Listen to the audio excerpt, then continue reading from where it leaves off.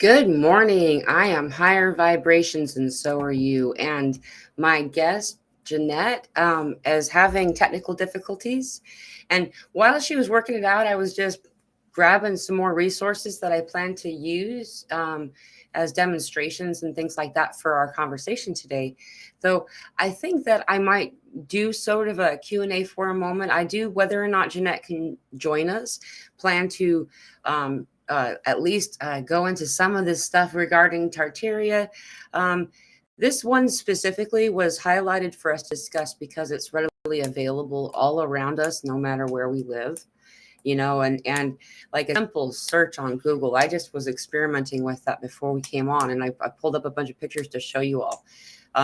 Can pull it up, and you can actually find a lot of these structures still around you. It's going to be a fun conversation, I know, when Janette can join us. So in the meantime, boy, oh boy, have we been having a lot of things happening, energetically speaking.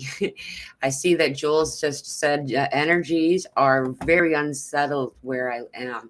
There's a lot of this like kind of stuff going through, and I don't know if you all understand or have known this, but we're having a lot of things. Today, for one, is the Mercury Cazimi that we've all been looking forward to. So what a Cazimi is, it is a superior solar conjunction. So it's the planet is connected in beautiful symmetry in a conjunction with the sun. And so whatever that planet represents and whatever it is that the energies that are with that particular celestial body, it amplifies any energy we're already getting from the sun with the code of this planet. Now, I don't know if you all know this, but so Mercury is actually Thoth. Thoth. There's a lot of interesting things to kind of rabbit holes to jump down with regarding that. Though, Hermes, Inky, there's a lot of different words that have been used for it. So that's, oh, I see her camera too. I can see you this time. So let's see. Welcome. Welcome. I'm just going to finish what I was saying really quick. And so, My volume isn't working. I can't hear you still you. can't hear me? Can you hear me? No, Yeah, can't hear me. Hang on. I can. I I can can't hear hear you. you. It's so weird. I've got to work out how. Oh, all right. Well, I'm gonna, in the meantime, gonna put you over and like I'm gonna mute you. There we go. So let's just turn off her. Okay. So, and while she figures this out, I'm gonna go big and I'm gonna let her try to figure it out. Um, and then, okay, still not working. Hold on a second. So if she can, okay, if she can hear me, I don't know what to tell you. Okay, we'll figure this out. um, if you knew sign language, woman. Okay, well, we're going to talk about the Mercury Cazimi for a little bit longer, and I'm sure she'll figure it out. There's a lot of technical stuff going on. This has been crazy. I had my power go out for like 2.5 hours today. Like this random tree, decided to give one of its branches to the power line. And so I wasn't even sure if I was going to be able to come on today for a little bit there. Anyhow, so Mercury is the bringer of knowledge for the Thoth, the Emerald tablets, the Hermetic principles, all of these types of things. So as a lot of the culture will talk about and describe, as well as Inky being someone who brought civilization and culture to these places, the ability to write, um, to read, and to mathematics, and quite a few other things. And hey, I see you all in the audience, by the way. If you know that if you were able, I don't know, could you hear me okay? Because I'm just wondering, maybe you can hear me, right? Yeah, okay. I see that there's comments about what I've just talked about. So Joshua's power went out randomly like a day and a half ago. It's so bizarre, right? I was like, I actually had a session coming up. I felt so bad because I really was looking forward to connecting with this person. And anyhow, so yeah. Um, Going back to what's happening though, so we're in this Mercury Kazemi now. Remember, we're still in this energy of the solar flare. It's quite profound because if you follow the prediction charts, where they'll show you like the energy swelling over the Earth from the sun, usually little green dot is the symbol of Earth. So you can see which thing it's connecting to and affecting or whatever.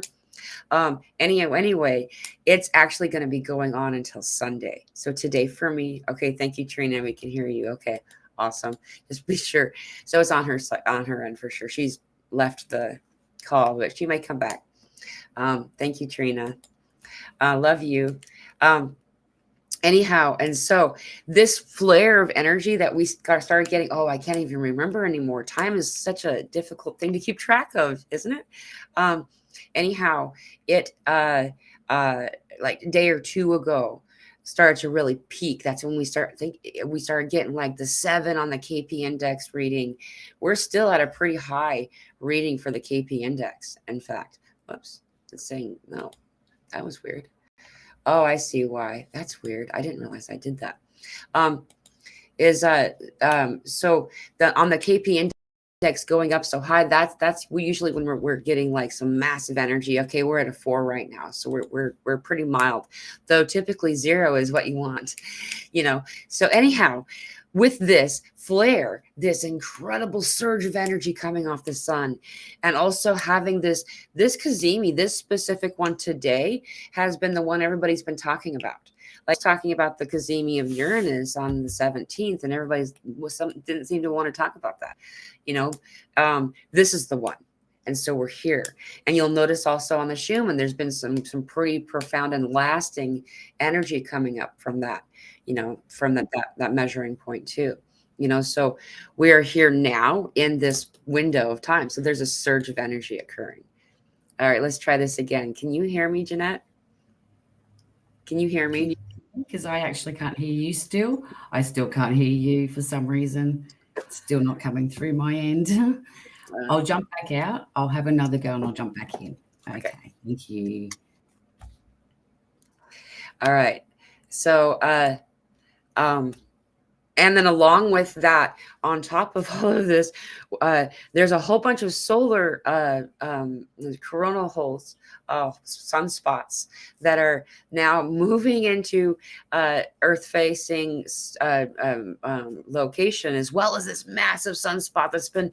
And when we have these big giant, it looks like a scar on the sun. You know, it has that dark complexion to it usually.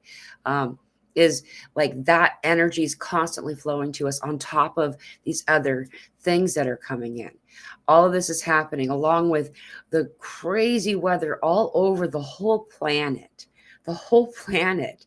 It's crazy. And some of the stuff that's happening as a result of it, like seismic activity, you know, earthquakes, volcanic activity, you know, the rising of the oarfish, and all kinds of other things are occurring. So if you're feeling it, you don't have to feel alone about it. Can you hear me now? I can hear you now. Can you hear me now? Can you hear me now? I can hear you. Can you hear me? Good. So I had to do the commercial from the 90s or something. Yay! Yay, we did it. We did it. Right on. Oh, I'm just going to finish up this topic real quick. Yeah, you go for it. We're talking about the incredible increase in energies that we've been experiencing the past. I mean, it's kind of funny whenever I say this because it ends up being it encompasses years and decades, you know, but the most recent is this like probably just past couple of days where the KP index spiked up to a 7.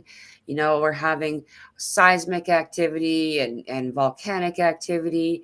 They're finding volcanoes they didn't know existed. There's typhoons and tsunami warnings and all kinds of crazy stuff, you know. And on top of that, a freaking glacier fell off a mountain and completely pulverized a whole village in Switzerland yesterday. Oh, wow. Yeah, like all kinds of crazy stuff. They had heads up, like they evacuated. Last I heard, one person was missing, but they weren't sure if they had stayed behind in the evacuation or they were just there was a lot of displacement that had just happened. So um anyway, just all kinds of stuff is going on, and like Trina says, the KP indexes or spike is kicking her butt yesterday. Today rising, still kicking. Yeah, it's really intense right now. So anybody else is feeling it, it's just be reassured knowing we're all on this energy ride. And it's one of those things, you can choose to put your hands up or keep your hands and feet in the vehicle at all times. It's really up to you. But I can say that these windows of incredible profound energy are always um, made ready for us to like utilize them and assist in accelerating our healing and our growth and our evolution a lot of different ways. And before, just in case I didn't finish that sentence, this is the last thing I'm going to say. I promise, Jeanette, is that that surge of energy I was talking about in the diagram, is seeing the longevity of it. Um, it gradually peaks more and more until we get to Sunday at 1 a.m. Central Standard Time. So translate that for your time zone. It's still going to be intense energy. It's just going to then to gradually fall away. So just keeping that in mind, that it's not going to be. I don't feel like it's going to be something that's meant to, put us on our butt forever. But perhaps right now you're being called to kind of slow the pace a little bit and try some meditation, quietness, and being in the moment that you're in. So there's my spiel. Janette, I am so happy you were able to join us. Welcome. Thank you for joining us on the show today. Thank you for having me. I do appreciate it. And, it's always good to have technical issues to, break the nerves. And it's a real, it's great to be able to work out the technical issues, because I thought there for a minute I actually wasn't going to be able to work out. I couldn't hear you, so I could work out that you could hear me. So I was very mindful of what I was saying, obviously. I said at one point, I'm like, wishes she knew sign language. Yeah, that's right. Well, I do, but we have our own over here. So yeah, slightly a little Right. bit different, but Right. we're here, and yeah, the energies are really unsettling, as we just saw. I've used Restream with you before, and this morning it just decided it wasn't going to cooperate for me, so it's fine. Right. Yeah. It happens.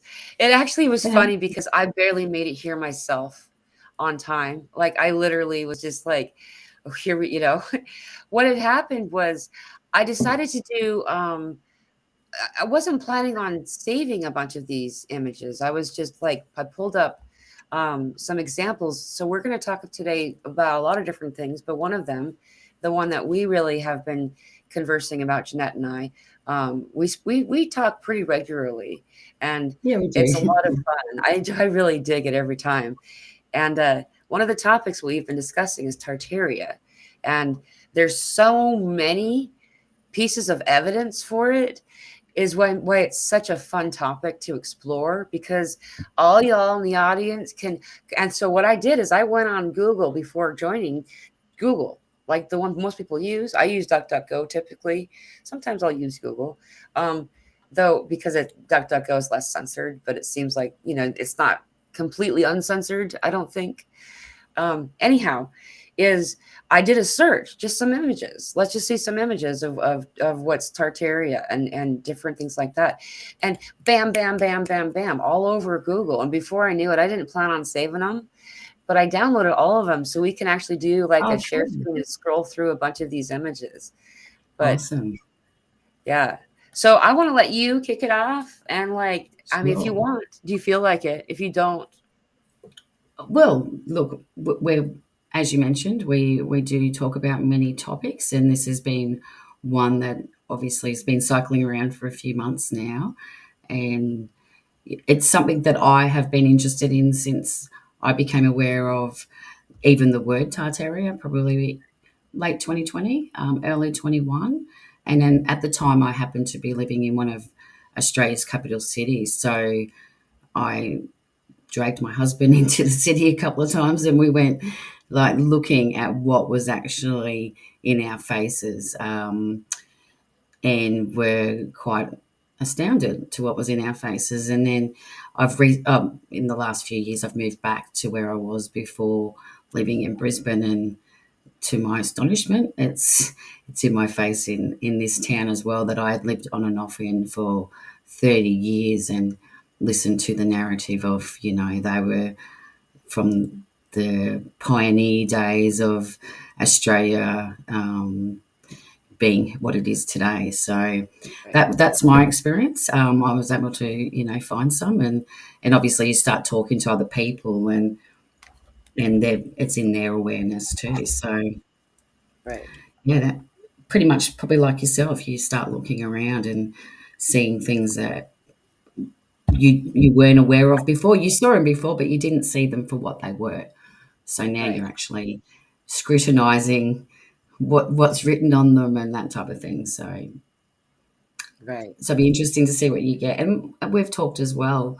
There seems to be a theme, no matter what country you're in, for the same time frame for these buildings. So that's the other part Yeah. that starts making you think, because we've all been told different time frames for colonization and stuff like that, gold rush, and yeah. So wherever Yeah. you want to kick off, I'm happy to Uh, to to try and navigate this, because obviously it's still a bit all right. muddy. Yeah. So So I like that you use the word muddy. um, yeah, goes that's with a the little theme. hint, like started on that topic. That's Um, right. So, okay, let's first let's give some basic background, because a lot of times I love these topics, but I often forget that some people are being newly introduced to them,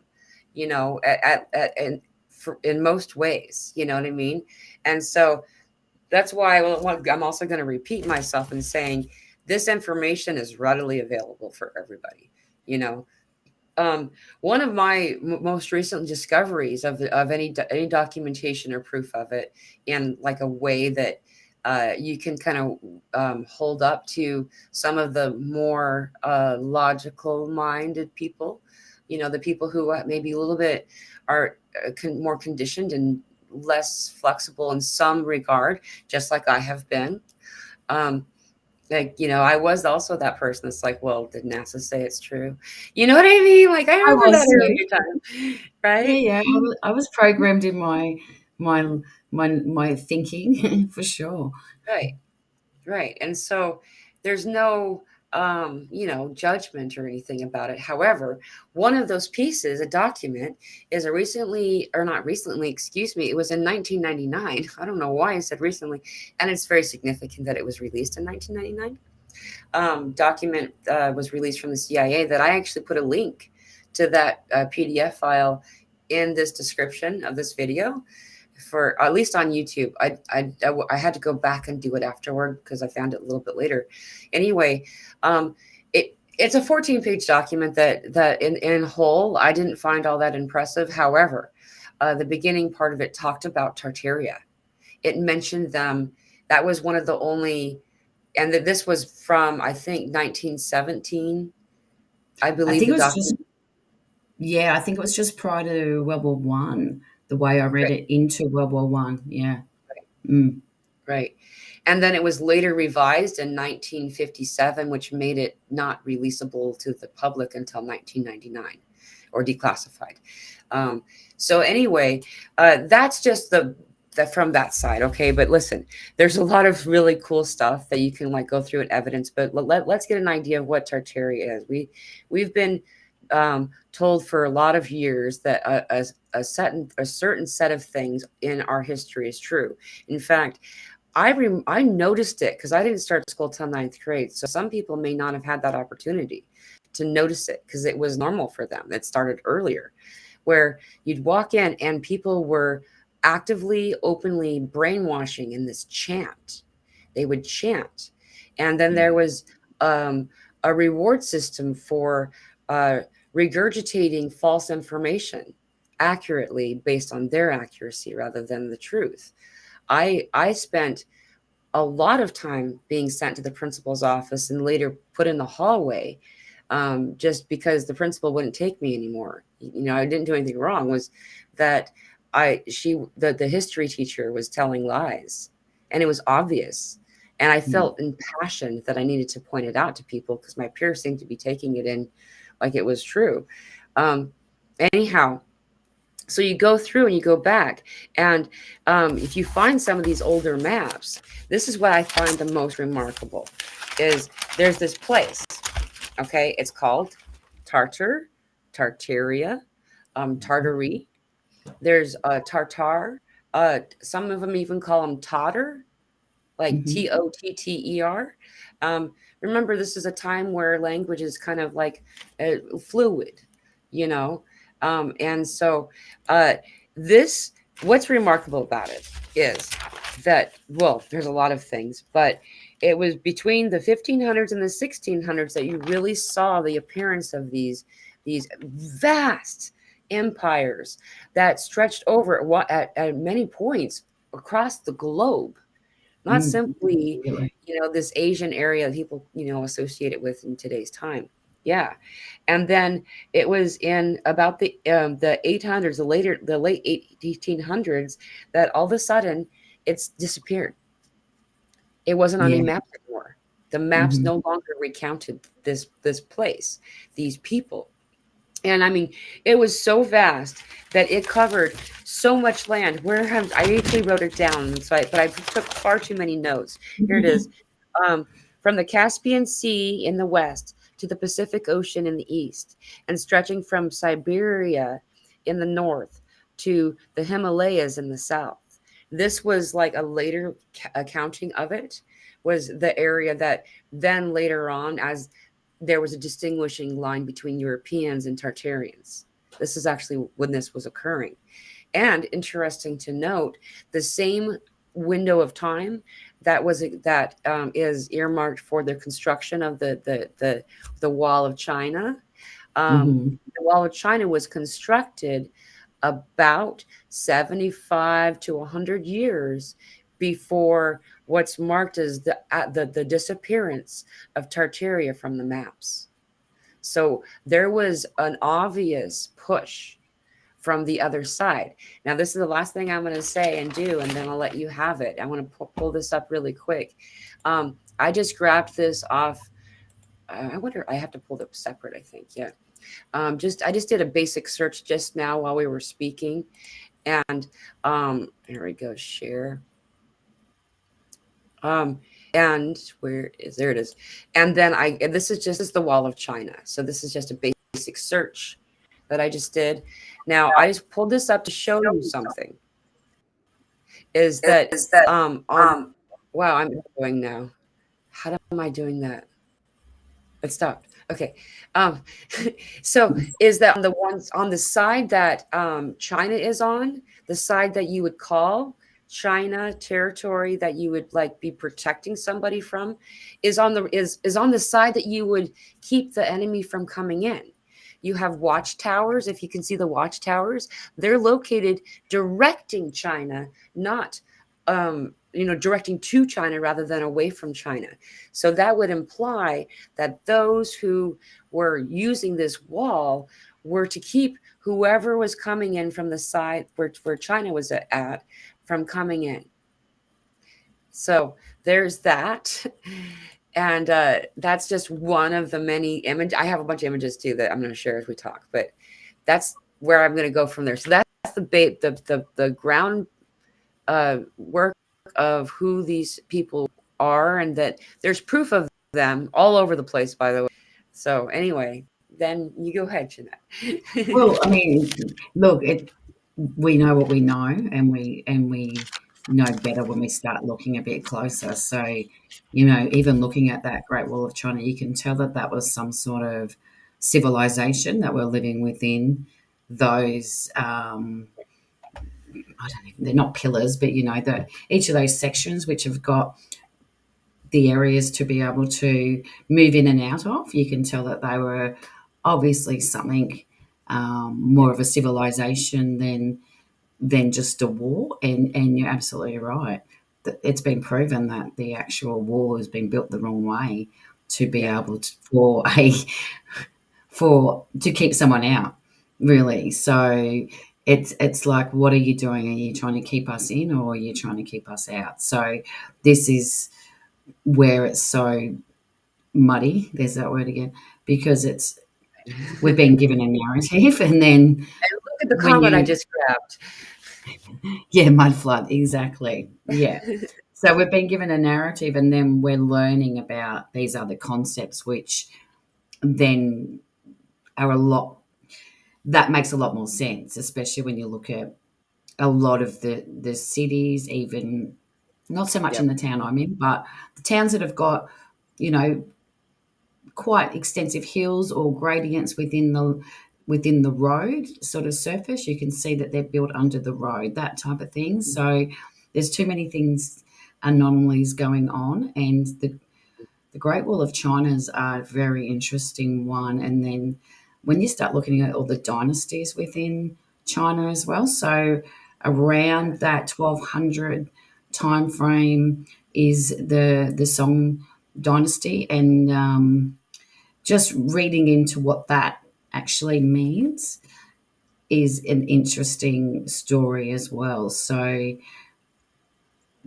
we've got a narrative. However, we're understanding that the narrative is incorrect. And as you mentioned, it was on all the maps up until a time frame, and let's say the 1800s of some sort. That's when the map started changing, and you could even say prior to even that time frame, little bit before, around that 1500s you're talking about, 1600s, Australia wasn't on any map either. So you just start thinking, well, I'm in that country, that's an anomaly. So that makes you even think more so, because how come our structures are similar? Right. The Yeah. period similar, the styles similar. We're so far away from civilization, the way they put it, and everything came on boats, that narrative just does not make sense, So um, I lost the internet for a second, so I missed that you did. last I thing. I'm keep sorry. losing you. I'm just going to keep talking because mine seems to be quite No, it was stable. me. That time it was Yeah, me. yeah, Like everything froze.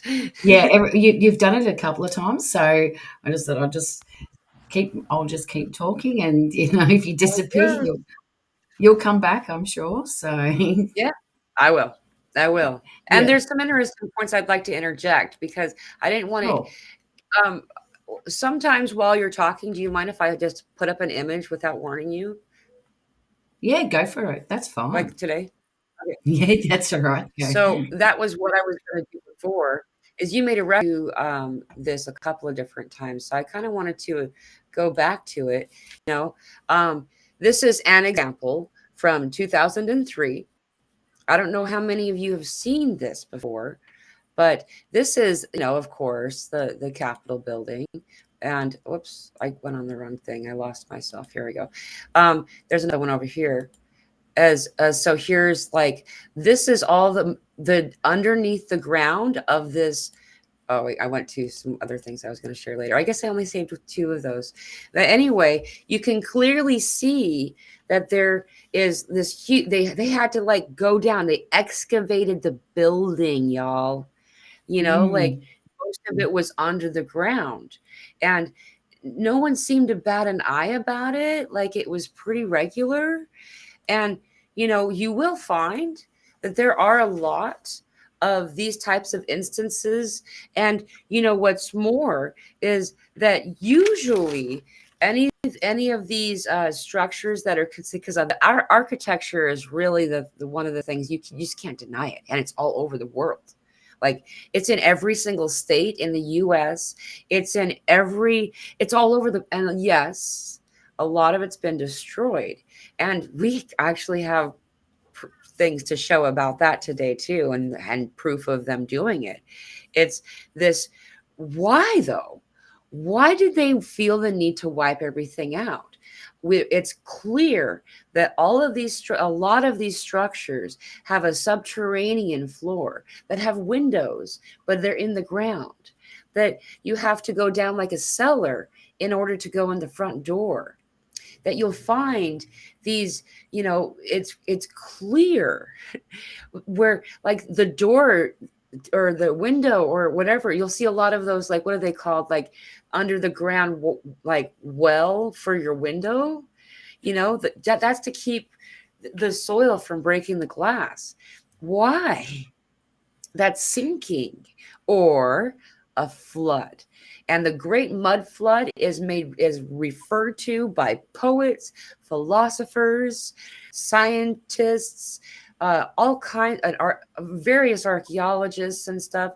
And we're talking about documents that, not surprisingly, were mostly found in the earlier days, before there was a lot of like the burning of the books and things. This is very, very similar to the thrice burning of the Library of Alexandria. It's like just needing to destroy things more and more. And so we'll cover some of that later on too, of this, like the World's Fairs and the different bombings that happened that were perfectly lined up for those two world wars, like that they targeted specific buildings and these very beautiful structures. So Yeah.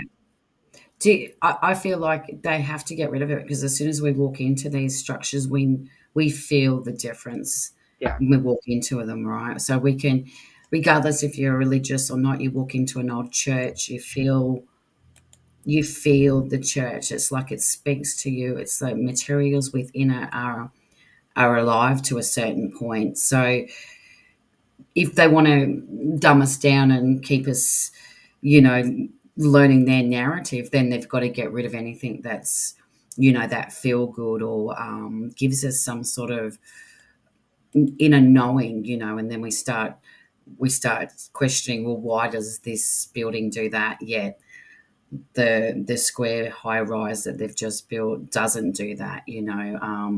right. You're right, a lot of these buildings were terrain buildings. In the town I'm live in, they've recently done up one of the old buildings here, which was called the Winter Garden Theatre. And when you look back at that one, it was full of tropical trees, and they went and watched the new film or play or whatever was going on there, Mhm. and it was full of this terrain. So it was about trying to bring the outside in. I feel like they were trying to change their building because it was still giving people the Yeah, ornate or the innate knowing of it was talking to them, right? And they can't explain why buildings are talking to us. I mean, some of these, we got the same period in Australia, and you think, well, how does that happen? Because they like to tell us it was very primitive here until about 1850, and then all of a sudden right. we're building buildings like this that you're showing there. That's like, our universities in our capital cities. That's what they look like. Yeah. They're castles. Essentially that's what they are, and And what do they they always have on top, right? Like if you the look up, antennas. And, yeah, yep, look, there it domes and is. all. Yeah. So that brings in the other question of what was actually going on in the top of these buildings. Was it literally, for the flying Blimp. Zephyrs and Zeppelins, and is that what it was originally for? Right. I mean, they're massive buildings. I mean, look at that compared to the Right. car down on Yeah. the street. You consider the weight of this. This is marble. And That's that's the right. part that drives me the most crazy is they're trying to pretend that they could do this with horse and buggy. It would take 500 years if I can't remember. If you That's use just one 500 building. horses. Huh? Yeah, that's one building. That's Yeah. one. And look, it's always a king or Mhm. governmental building. It's sometimes hospitals, but yeah, there it is. That's the charger. And you can see, look at the side here. See how, oh, that's not, there's usually a line you can see where the cord actually goes down and grounds the building down. Like, Yeah. sorry, I cut you off. I just No, no, you didn't. No, no, you absolutely no. Interject whenever you feel the need to. This we were talking about the facade on some of those buildings because when I yeah, started looking at the capital city and the facade, and they all look the same. So in Australia, we use what they call sandstone look. So they've gone yeah, through and they've covered all of the old building in this sandstone look. And then when you look at it, it's actually about an inch thick, maybe about an inch. No, it's probably not even an inch, probably half an inch thick. And it's just a facade on the top and the front of the building. So behind it's the yeah, actual innate plaster, whatever, render behind it. So it's interesting because they've even the old buildings they've made to look old by using the facades that they've got. They yeah, invented in the 19 whenever, and they look. So if I go to your country, your state buildings are going to look the same as what ours are because they've used the same facade on the front of it. So, yeah, and I've started yep, looking at in my own town at some of especially the buildings on the corners that haven't been demolished, but they don't look right. So then when you start looking again, it's got a facade. It's about an inch or half an inch thick, and hmm it's just been put over the top of it. just covered Whereas up, other ones, sorry, just covered up. just cover it up, just Yep. cover it up completely. Just keep covering it up. So we've talked about erected and founded, and what do those two words mean? Or established, sorry, is the other one that they like to use. Yeah, founded, established, they never say erected. No, And sorry, that's the wrong word. That is the wrong word. Yes, it always is either founded yeah, or established. So yeah. yeah, yeah. Yeah, and it's everywhere. In fact, also if you go through ancient, yeah, the Vatican's a really good example, Trisha. It what's bizarre. Some of those pictures I just showed are from Arkansas, from here. Wow. Like I remember the ones that we saw the most were like closer to Seattle, which of course Seattle Space Needle was one of the world's fairs. Um, yeah, but they're all over. Like these government, they usually have marble pillars, and each section, like I showed in those images earlier, each section of that marble weighs like I can't remember 80 tons. It was 80 tons for one just like slice. And so they would have to like erect all of no, it was 18 tons. It was 18 tons. Okay. I just, yeah, excuse me. My correction. Anyway, but they would have to have so many people because they didn't have the technology or the equipment. And the one thing that I find the most remarkable about any of these things, whenever they're showing the construction of these buildings, when they're deciding to not destroy it perhaps and just put it into let it stay, then they have to give an explanation and a founded at this date and this is when, why, and stuff. um, is that usually when they're constructing it, it's just, scaffolding like you would have if you're cleaning something, you know, Mm-hmm. and there's no construction, like it's not even muddy, like we know Yeah. what happens at a construction site. There's not grass, flowers, you know, Yes. and then, There's not people in suits and hats. A yeah, lot of the they're pictures always there, in, yeah, where's the workmen? Like these are the posers posing for right, the photo to prove that they've founded it. You right. know, Finely dressed in a bowler hat, and the women have like some type of, and there's typically a lot of these examples. This is what a lot of these examples will also have um like actual structures and like the ones that were built at that time, and those ones are like really like sloppy, they're really utilitarian. There we go. Mm. I was trying to say a different word. They're really like they're shacks, you Yeah. know? And then They're made next out of wood. massive. Hmm? Yeah. They've pulled down the wood, the big trees, and they've created the wood style homes as well. So we've talked about this, like from my experience, my father's mum, my nan, she lived in a old uh, gold rush town, Yeah. but it was a town where they created the whole town out of timber.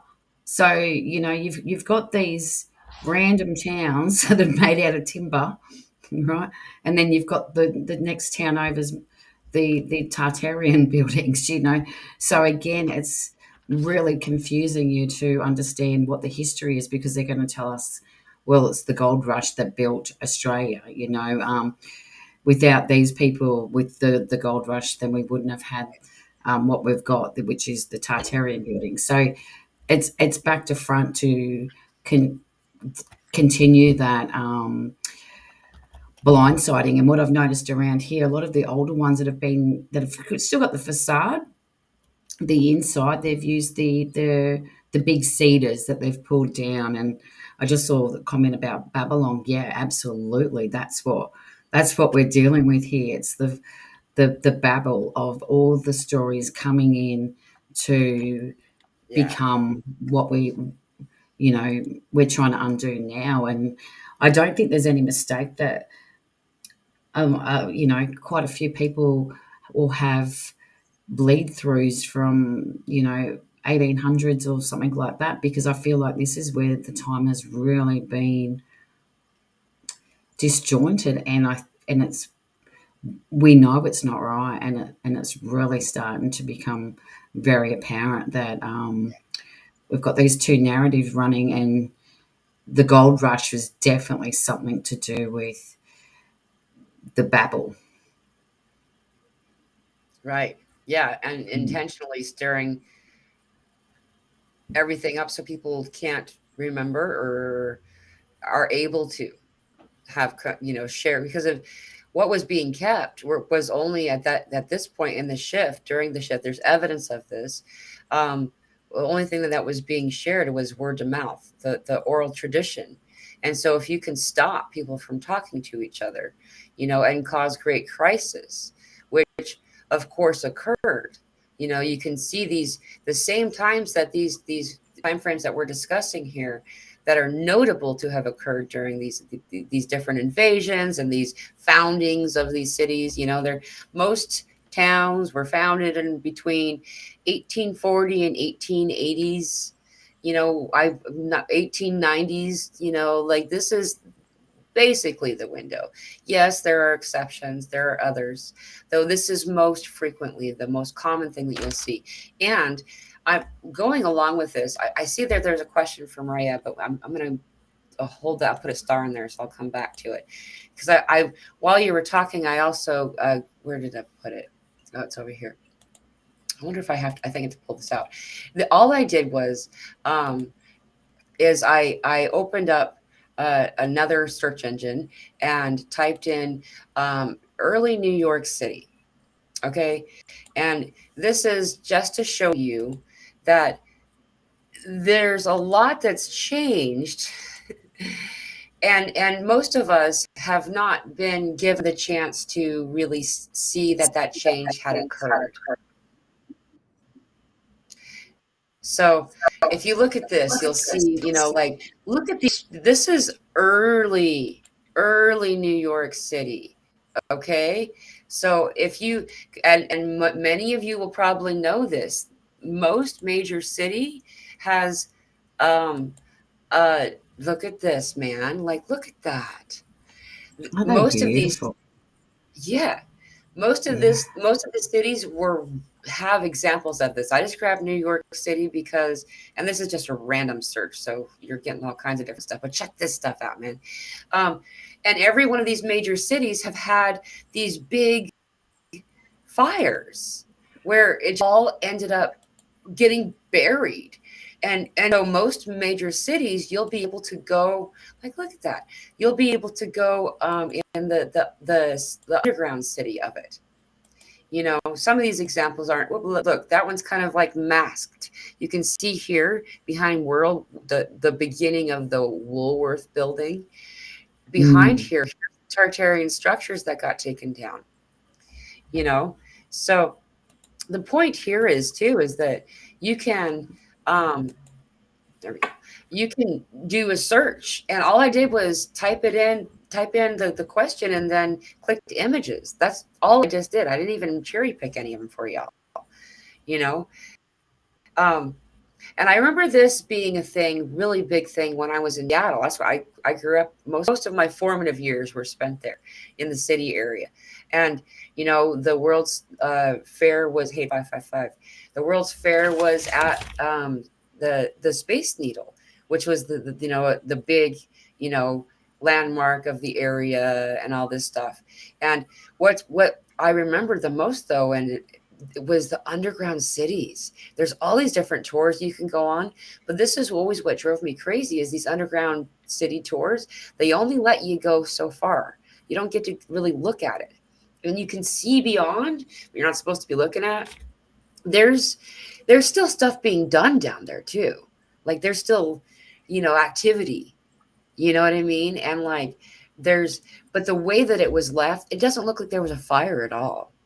Like it really doesn't. Everything is still there's still like items on things that like items on the tables, and there's still like vehicles and stuff from that earlier time that you yeah. know what? They've really just, again, it feels like whatever was going on at the time, and I think we know that there was a few different things going on. So, we had the famines, especially in the European countries, and they're moving everybody around, and I guess that contributes to that babble or that Yeah.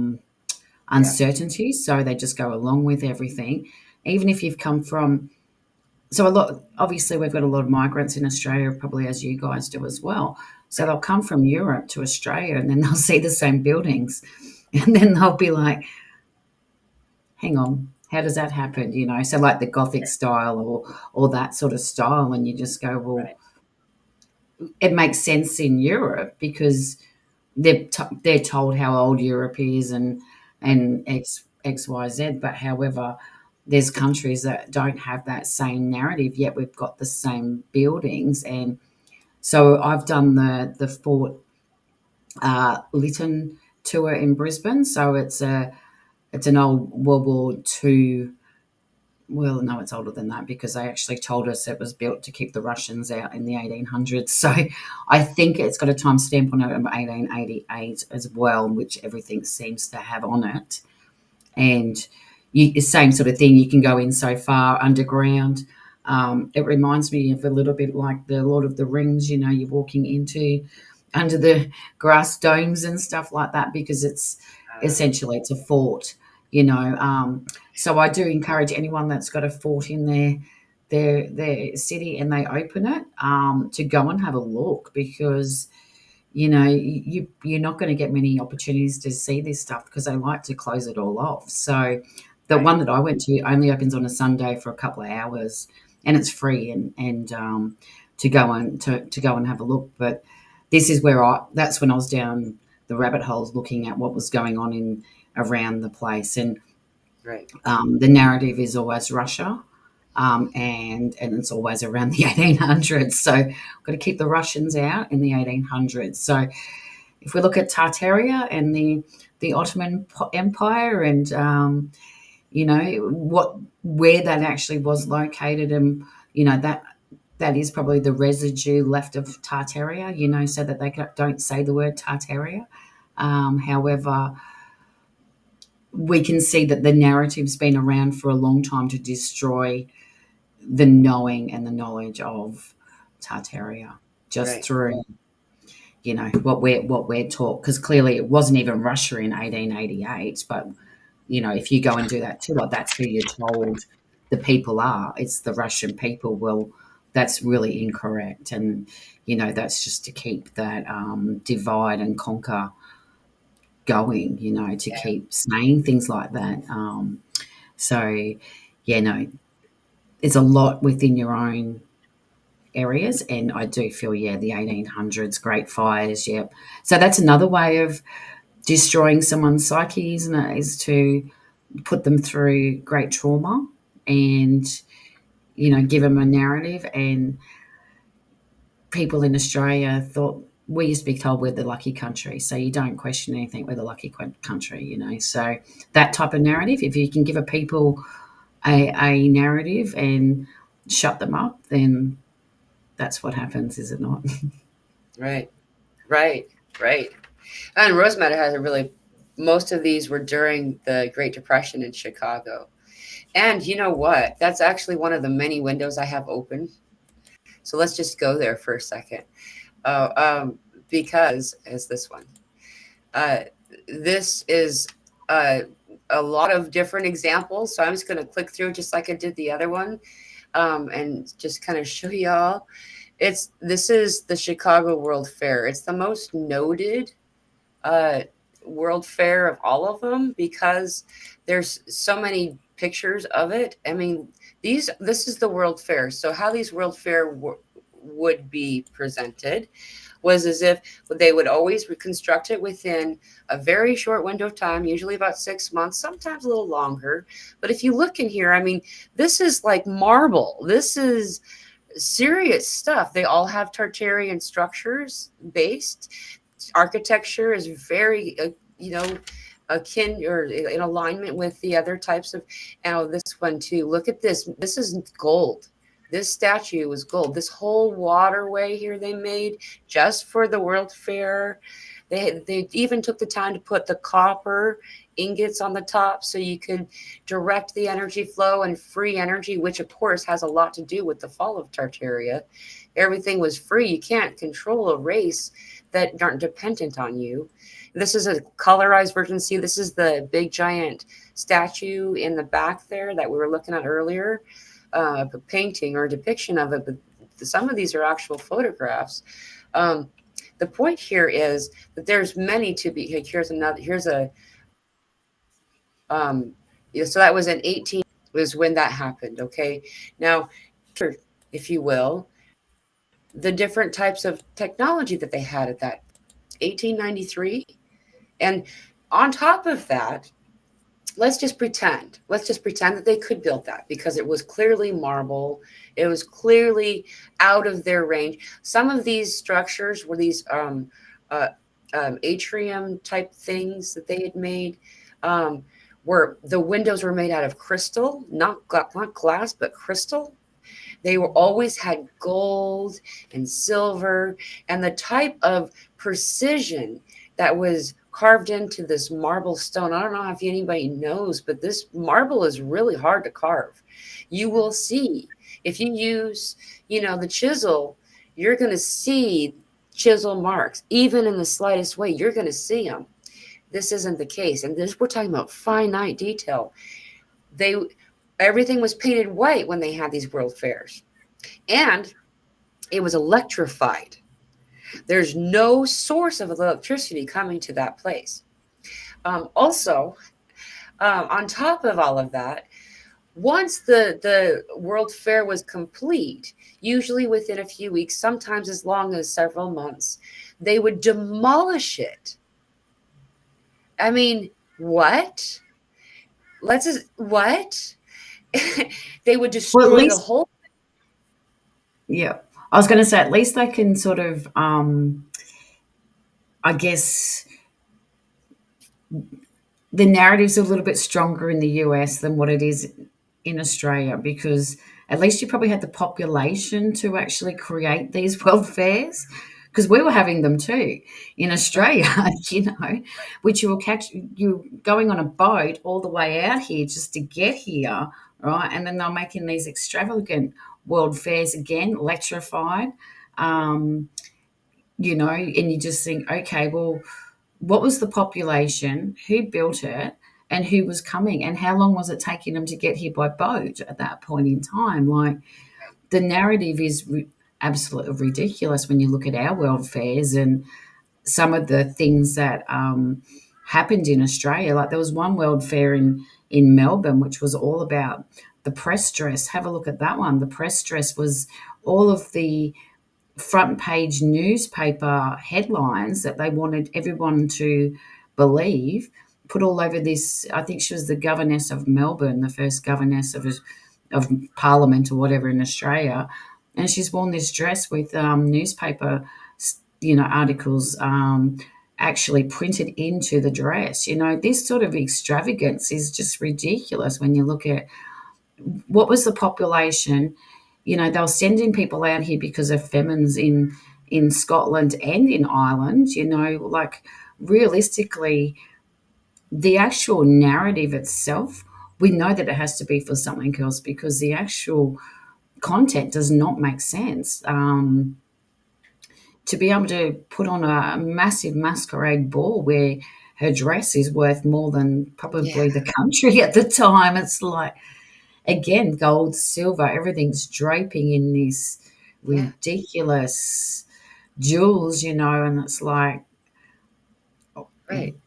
yeah, Highly sophisticated, highly advanced, super intricate, taking extra effort and time to do based on what we understand of creating these things.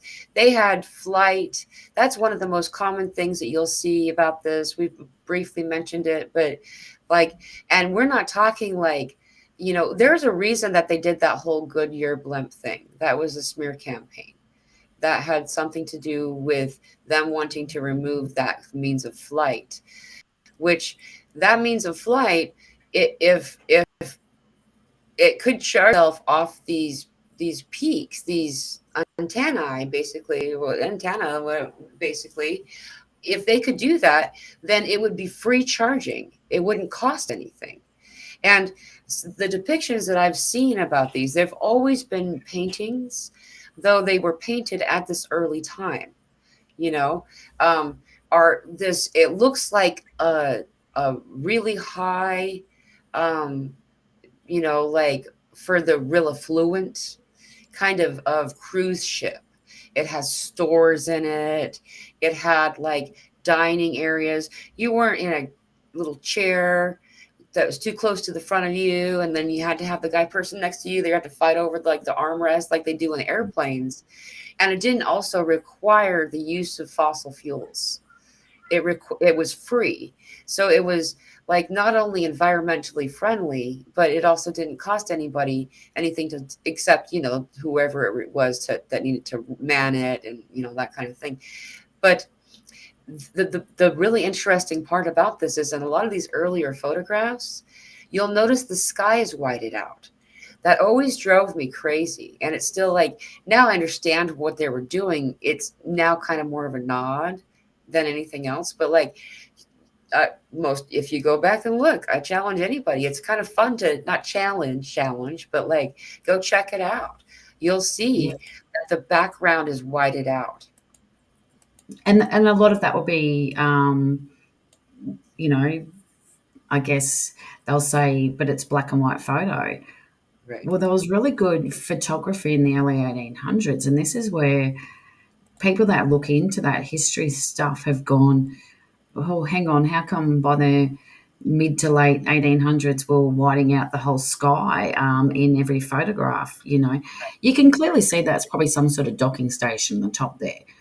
Like, Right. there's more going on at the top of that building than just what we perceive it to be. So, Why would you um, have like this freaking, fence line here? yeah, Railing. what's the point? What is the Yeah. absolute point? What's the point of all of the little intricate things that do look like some sort of docking station? What is the point of that? So, Right. yeah, that's a prime example. The sky. I mean, Right. that can't be normal. See the way that building looks.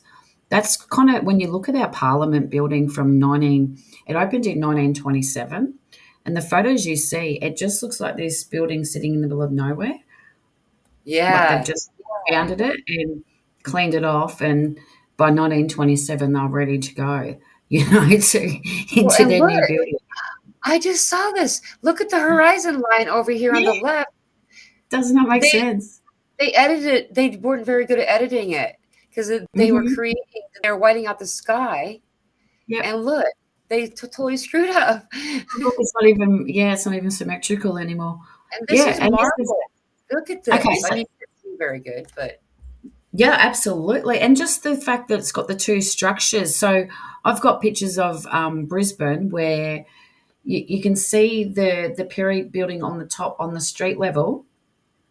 Looks like it's a really old building, but they were actually building a new high rise next to it, and this building they must have been told to leave it alone. So when I've taken pictures of it, you can see the many layers. It's like that, how it's got the different layers underneath. It's a different rock, like it's a different period of building. Like the one on the top is absolutely gorgeous, but the one below it's even more intricate and even more um, right, soundly built than what's on top, because obviously it's holding the structure as well. So in Australia, we had our last fair was 1988, and it was in Brisbane. And prior to huh? that, Expo 88, it was a big country town. And they used the Expo 88 to absolutely destroy it. Yeah, There are some areas left of the place, but buildings were being pulled down at night when they weren't meant to be pulled down and that type of thing. So mm, you, we seen it in real time in the 80s. It happened.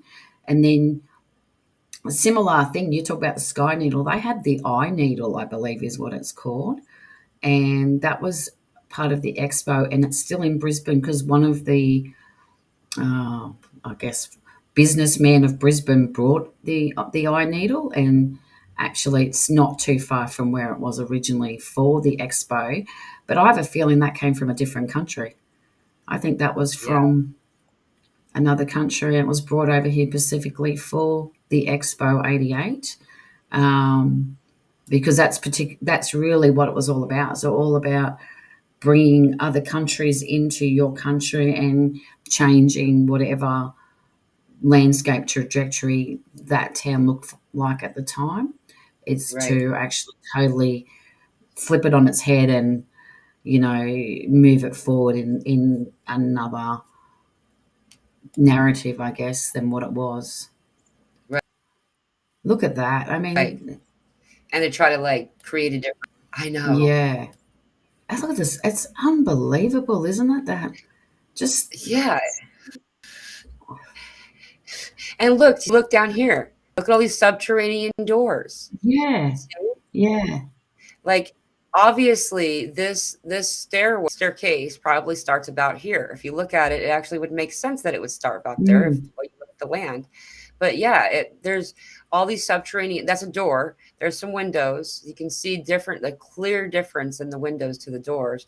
They match up with like it's crazy. You see. Oh, and then this is something else. I just wanted to show you real quick. This is two examples in a row where they have a bell tower with no bell, because yeah. that's another real common here. This other one over here, it's not quite as Mm, easy to see, but that bell tower is absent its bell.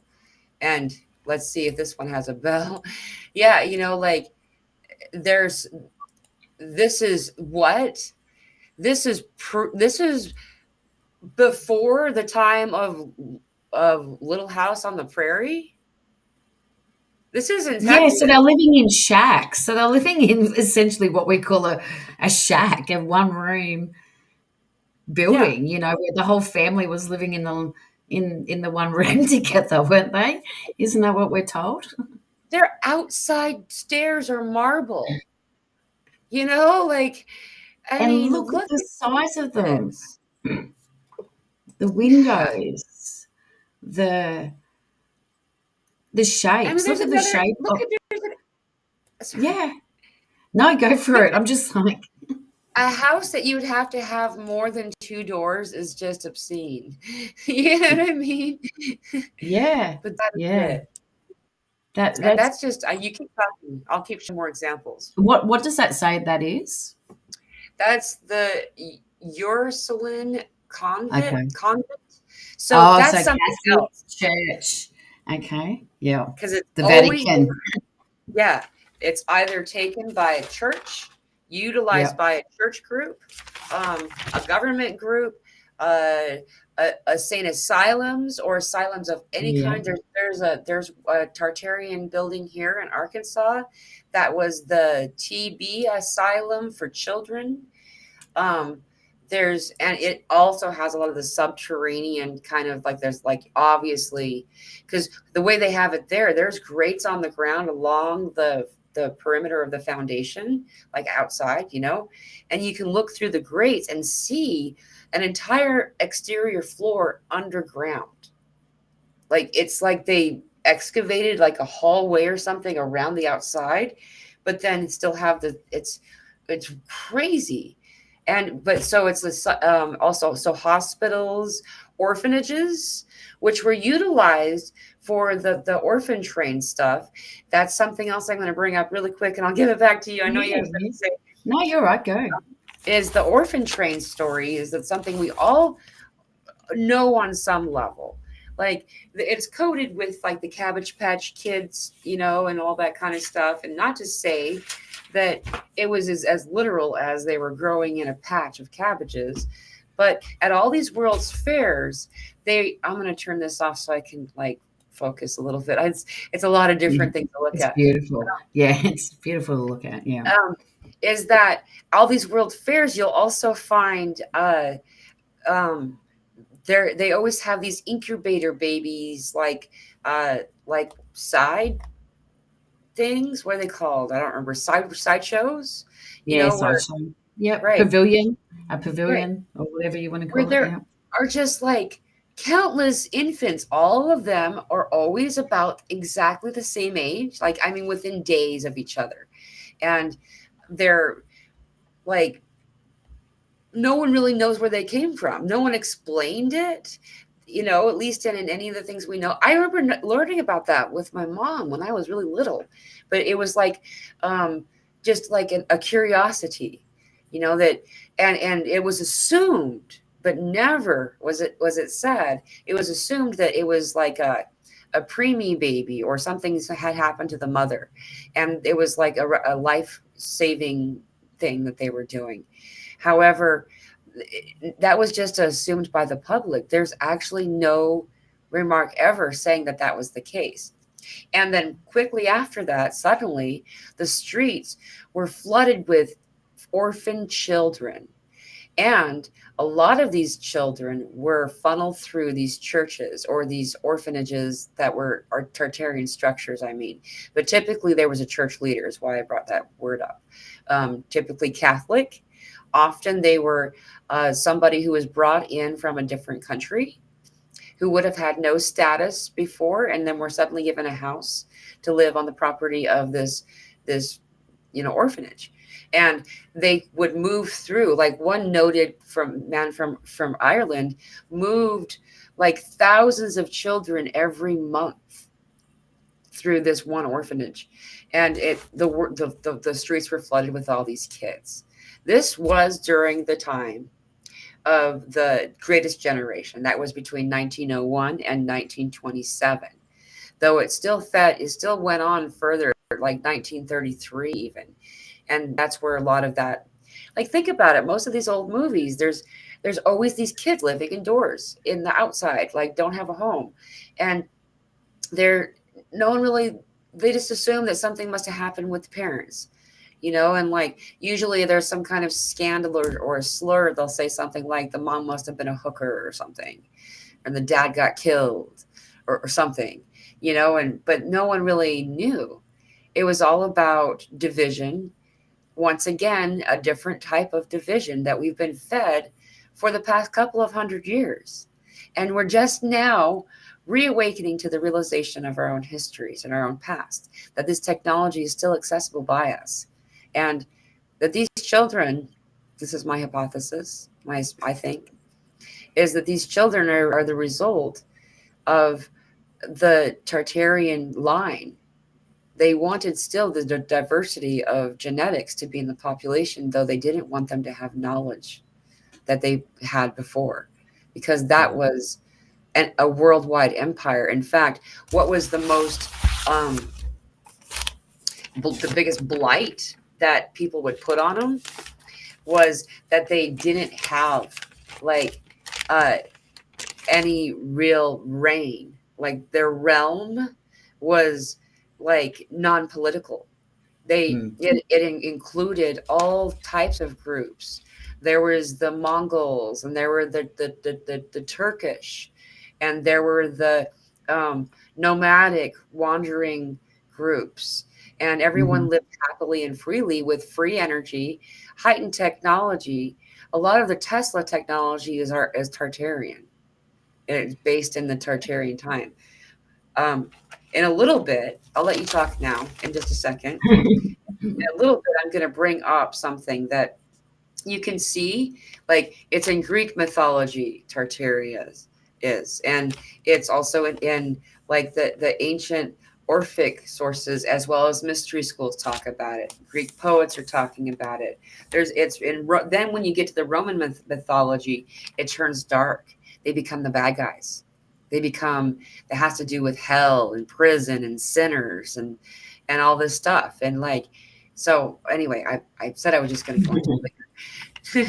Well, you said a lot, so we'll cycle back to. I guess we'll start with the orphans and where that see where that takes us. So I don't in my family, but my husband, his great great great great, I think it was grandfather was an orphan in Adelaide.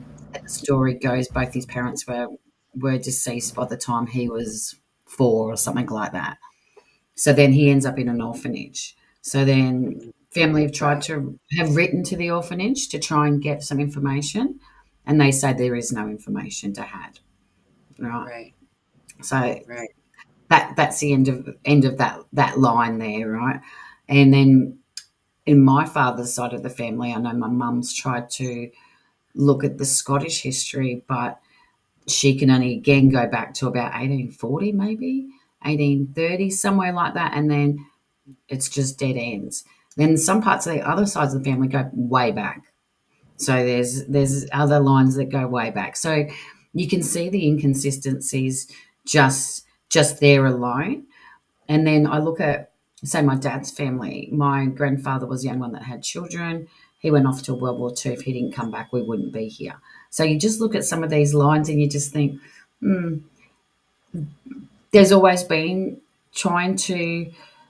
They either want the bloodline. You come to two conclusions. You go, okay, the diversity must be within that bloodline. It must have some real interesting things within it that you want to have that diversity within the self. However, it does make it really difficult to as a family that want to follow history to try and work out where they've come from. The other thing Yeah. we have in Australia is all of these, what they say, these are the convict prisons, but they're too Yeah. small. They have to be for children, right? Because there's no way adults are fitting in these convict prisons. So then you start thinking, oh, right, so they were actually children that they brought out here. And then, through my studies, I'd learned about the newspaper boys and how there was these boys Yeah. selling newspaper in the early 1900s on the streets of the US, plus in Australia, they were also in our streets, and the churches were all looking after all these orphan boys that were just roaming the streets. And And scholarly maids. yeah, exactly. That was the Yeah, girls. yeah, absolutely. And this is how, you know, they sell it like this is how social work was discovered, or this is how nursing, that It was 1917, wasn't it? When's the first social work in England? I believe it was England. It was a yeah, door to it was door.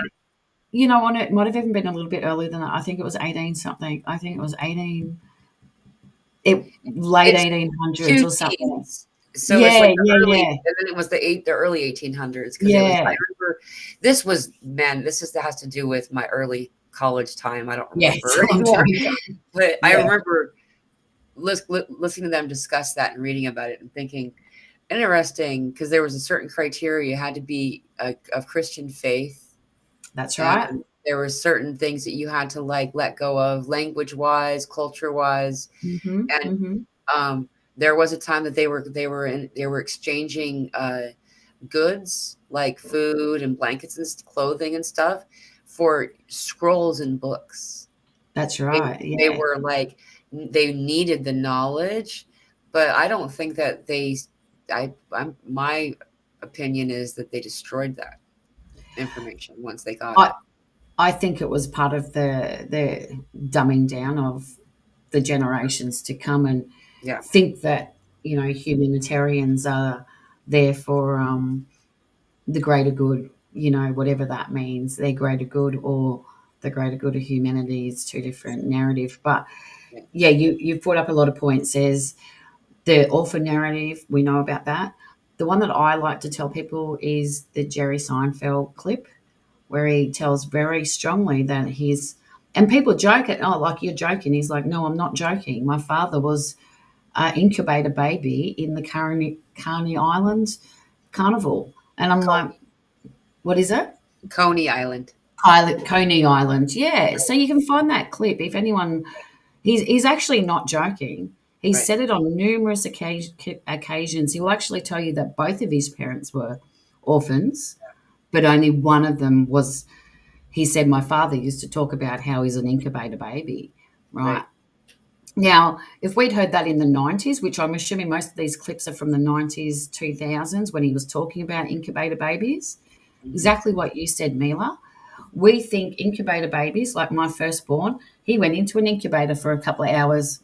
He was a Right. little bit cold and had to, that's that's what you think of incubator babies, not actual babies Test tube growing. babies.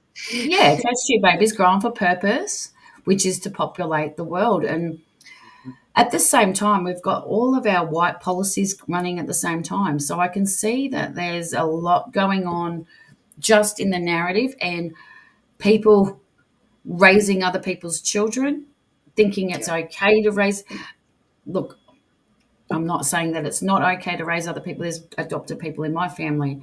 However, we do have to be mindful that maybe this was a whole program of incubators down to adoption, down to, and at the end of the day, it is what it is. It is what we call child trafficking in our in our language. However we see it as a way of populating countries and so forth. So, yeah, right. I'll leave it there, and then yeah, I want to make a comment. Play Love Remember wrote, I think the World Fair was in 1963. And so I just wanted to, like, I need to clear this up, is that there was World's Fairs throughout the heaps. years. And they were all over the place. They were located at different locations. Like the images I showed you of the Chicago World Fair was most notable because there are so much evidence of it. It was quite the sight to behold. So it took a lot, got a lot of people's attention, even made it into the movies. I don't remember which movie it was, but there was they highlighted it, and it was fully electrified before they even had that. Anyway, uh, and so they went on from like the late 1800s all the way until I think that our last in the US, I think our last World Fair was close to the same time that yours was you said 1988 and or something, and ours was close to that. I can't remember precisely. I feel like it didn't make it to the 90s as just that. So, keep that in mind in your search, that there's a lot more to look at. um, Well, the press dress, the Melbourne one I was telling you about, where she dressed in a dress that was all the front pages across the world, was either 1866 or mm, 1856. We're right. talking nearly 200 years ago.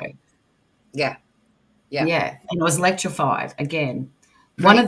One of them they'll say was lit with gas jars, and then the other one they'll say was fully electrified with so many light bulbs. Yeah, yeah, exactly. And all of them had some kind of um, water technology, all of them, the kind Yeah, of water technology that we did not have at according to all historic accounts of that are like, so, uh whatever. agreed upon by whatever governmental body is regulating the knowledge, and supposedly we didn't have access to that type of technology. And we're talking Well, about my nan amazing things. well, you think about plumbing. Plumbing wasn't even in houses in the 1800s. My nan's Right. house was built in 1880 something, 85 or something like that. Right. It was down the backyard, you know? Yeah. So Yet they had it one that is, was a clock. They had water that was a that's clock. right. There were 12 lions, and it would spray out, and if by the time you got to 12, then they would all start over again. The water would stop spraying up, but then so you could tell time by the water flow of their plumbing. Like this is stuff that we Unreal. don't even do now. This is how Yeah. much yeah, it's completely a narrative that we don't know. It can be completely foreign when you first start looking at this stuff. And I can tell you, I had a lot of pushback from people when I first started bringing this up, Yeah. um, because it is so left field to what most of them know. And yeah, you're right. There's these world fairs. Yeah, you go. There's Yeah. there's a lot, and then like the Rose Matters comment's really good. What's the point of all the details off the top of the buildings without being able to see them up close, like in an airship? Exactly. They went to so much extra, effort to do the types of things that they were doing. The Foundling Hospital. That's right. They call them foundlings. And why would you call a child that went through the correct, I don't know, correct, but expected series of hands or whatever? Why would you call that child a foundling? And Yeah. that was the name that was given specifically to them. And this went on longer than that first generation. That's just the time frame of the generation which they called. That's something, there's code there. They decided to call that generation the greatest generation. The generation that they made was called the greatest generation. And then after that came the silent generation. These were the slaves and the secret keepers. I feel like they also I feel like they also did something on purpose to try to like change our genetic coding. And this, my feeling of this, it was I was talking to spirit and they brought it up, and that's actually why I have all the generations written down here. And they had said that the alpha generation is the first generation for a reason. The alpha generation is a generation between 2010 and 2024. So Yeah. it's taken that many generations. So we're talking the lost generation, then the greatest generation, then the silent generation. Oh, the lost generation was when they lost. That was before. So that was between 1883 and 1900. They call that really small window of generations. They call that the lost generation. That was during the reset and fall of Tartaria. And so that's why they call it, they're the ones that lost, you know. But then you have the silent generation. But then after them, their job was to reproduce. And so then all of a sudden we had what they called the baby boomer generation. And this is where, like all of a sudden all of these babies were coming around like they needed. Then you have Generation X and so on and so forth. But the point here is this window of time that this occurred was also when there was like an assimilation of these new people, but they were placed into most of the individuals weren't able to go back and find where they came from, genetically speaking. It was very clear that they didn't belong. And that was when the whatever that word, being ostracized, really started to take hold, and it became the way. If you'll look back at these older photos, you'll also notice, even in the streets, first of all, why are the streets so freaking wide? I mean, Yeah. they're super wide and they're always covered in a thick, thick layer of dusty dirt. Obviously, used to be mud. Very recently Mm. was mud. You know what I mean? And Yeah. my clip's been slowly falling out while we've been talking. I Oh, wonder how is long it's it? I hadn't noticed until you said it. So there you go. But it's like really wide, these streets. And I've when got they really wide built them, streets here, and it doesn't make sense. This would have been a country town, like, and the right. streets are massively wide. Yeah, especially the older towns. You're right. The older towns, you can tell the older towns because they have got such wide streets. Um, what's your theory on the wide Okay. streets? Have you come? Yeah. Yeah, So please there's a couple do. of things. But first of all, every one of these structures was buried in up to Mm, about at least, not up to, but at least 8 feet. yeah. Okay. Often it's more than that, quite a bit more than that. But you can see it's very clear. It's at least 8 feet usually. And most of these Tartarian type architectural buildings are always have like a grand base. Like there's like some kind of like a fountain, usually, not always, Hmm. but usually.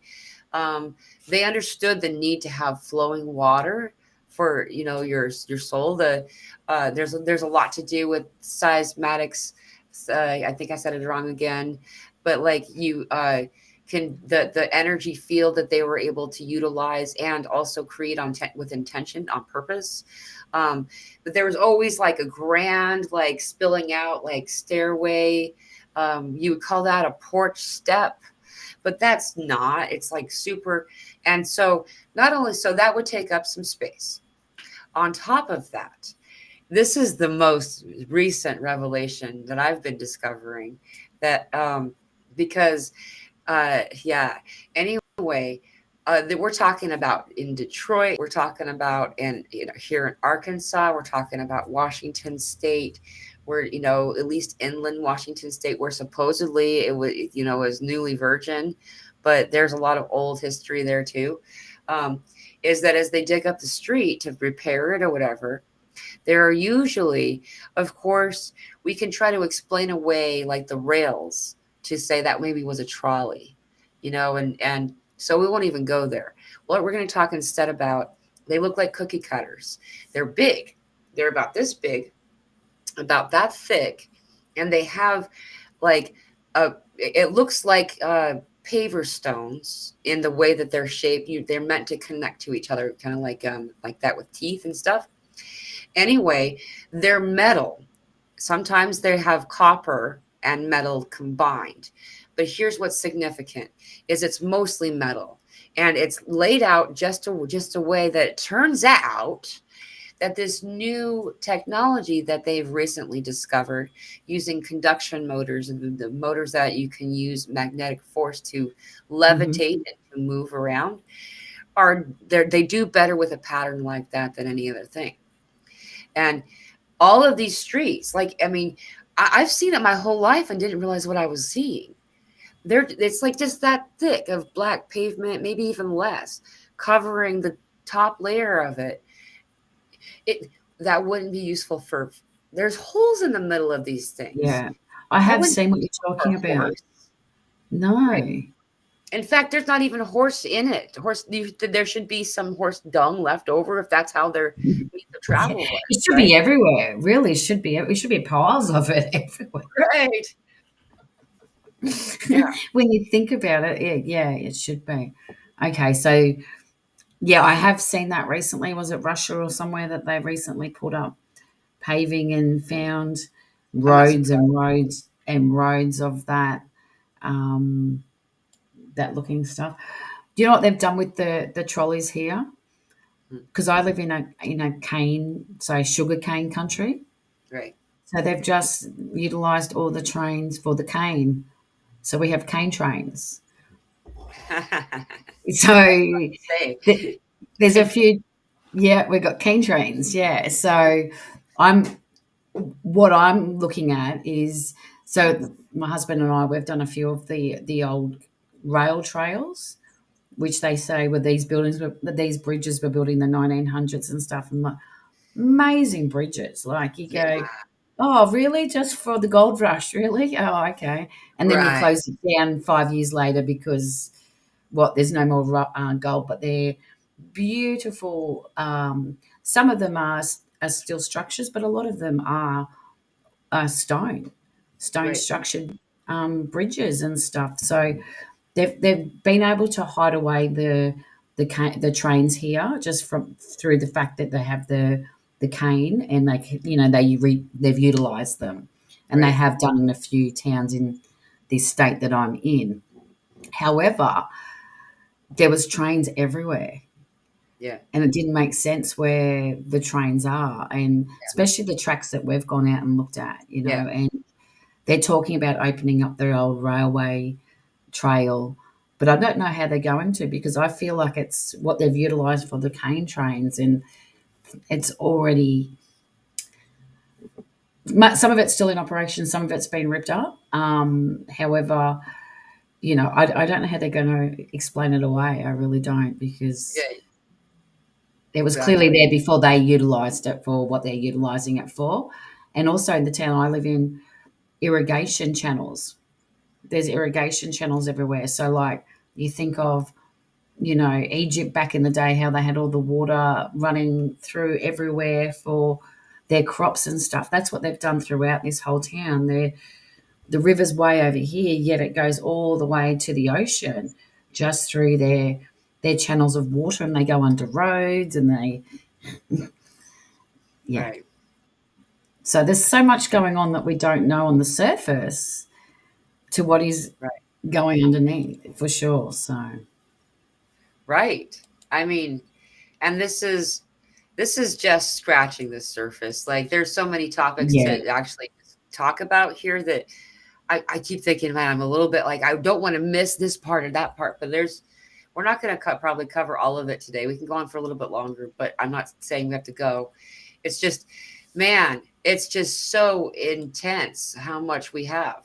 And that also helps, even though it may feel overwhelming, is that helps to even, that gives you more backing, what we're talking about. And also, the fact that they went through and I mean, there's documentation about this all over the place. You go around and they where you can find these small clips from like the 20s or the 30s, and there's like like a narrator. Typically it's like it's like a white dude, who's telling you some types of news anchor sounding voice, that it the structure is really old, but this wall is stronger than anything, and it takes a lot to destroy it. And they're like the bulldozer or the whatever, that big like the pendulum wrecking guy. ball, Yeah, the the wrecking wrecking ball ball. comes Yeah, in, yeah, and all these different types of things. And then they moved all the buildings closer together. They narrowed the streets down, and they messed up the ley lines because they took over the ley lines. The stuff yeah, that they left behind, they're using. Whoever they are. I don't know if there's like a collective they, or just people who happen to grab it first, but I can say that you can go pretty much anywhere in this world and find these structures about. You can find proof and evidence of them all over. If they're in stories, like, okay, I'm going to tell you about this for a second, yeah. because Go for it. we brought this up in our show with the group a couple of weeks ago, whenever that was. But you know what? Before we go there, let's first go to this, because I've been meaning to talk about this. Here, let me grab it. Is the Oh, I should probably close this one first. I wouldn't mix them up. I have too many different folders open, man. I got so much information I want to show today. But yeah, okay, here we go. So, as I remarked when we were showing the um, the bell towers. There were bell towers all over the place. They always had them, but they were empty, right? So here Mm, is one. Well, this has Tartarian words on it, apparently, according to what the document said. That, see, we got 1749 written on that right there. You know, like, these were denoted as Tartarian bells. But this is the thing that happened, and a lot of you will remember this. And during a time of war, we were taught about this, where everybody had to give up their bells. They had to give up their bells for the war effort, supposedly. This picture here is bells that had survived the war. They were saying in this really old article from the 1940s. Um, anyway, they went through town to town, country to country, and collected everyone's bells. I mean, and look at these things. These are the small ones too. Like, and you'll always see a cop or some type of a military person along, like you said. Like, look, he's all like suited up, so he's the guy. Mm-hmm. He may be a Rockefeller. Who knows? Um, Mm. like then you'll see a lot of these bell graveyards. That's what I call them. The bells that are left behind always have a big old crack or a big gash out of them. Like you'll see in a couple of minutes, 1776, 1926. Mm. So there's something that's important and significant about that. But like Look how here's another, wide. huh? I was going to say, and the background's whited out. As you can see, it's so Yeah, whited out, the background. to Yeah, the so point who it looks like knows? a cartoon. It does, yeah. Yeah, it looks like it might be in water, but I know it's not. I know there are vehicles behind it, but Right. If you get down, yeah, you interesting. can see the little cars here. You can see this is actually a Yeah, photograph. clearly. Like, and back Unbelievable. here, there's buildings that have like the high peak. You can Mhm. barely tell, but they're there. Yeah. And like, what? Look at that freaking thing. This is a person right here down at the bottom. That right there, that's a man standing next to a child. It looks like. I mean, why would you do that if it didn't have something is some great importance? And then why did they go through and make sure they were all destroyed? The ones that are left behind, like, look at that big chunk. That doesn't look how thick that is. That doesn't just fall off, you Mm. know? And And you can like, tell it's so symmetrical that it's been cut, that right, like right there, especially. yeah, And then, yeah. like, look at there's this is writings in the crest, and that's the Tartar Yeah. crest there. See, Mhm. that's something Mhm. else. Is they also have um, a language, a flag, a crest, an emperor, a people universal language. Like Mhm. they are this actually is really interesting that cute right here because Eros is associated with the story that's told and trying to use a smear campaign against them in a later time, trying to make everybody kind of scared of or thinking that the Tartarian. But there's see this on top. People often mistake this for a cross, Mm. but if you look at it, it's actually proportionate. There's not this side isn't longer than the top. And I can't remember right now what that shape is called, but it has significance in Tartarian technology. And then look in the background. Look at all these, like, look at this one in particular back here.